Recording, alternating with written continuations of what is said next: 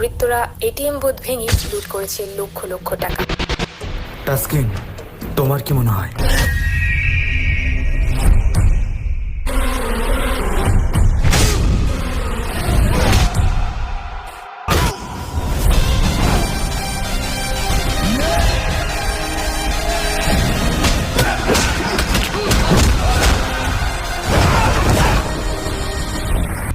আমার বাপ মার সম্মানে আঘাত করছে।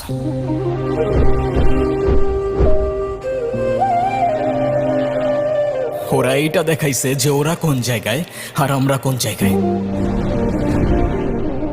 আর ওরা এটা ততদিন করবে যতদিন এই তফাৎ থাকবে।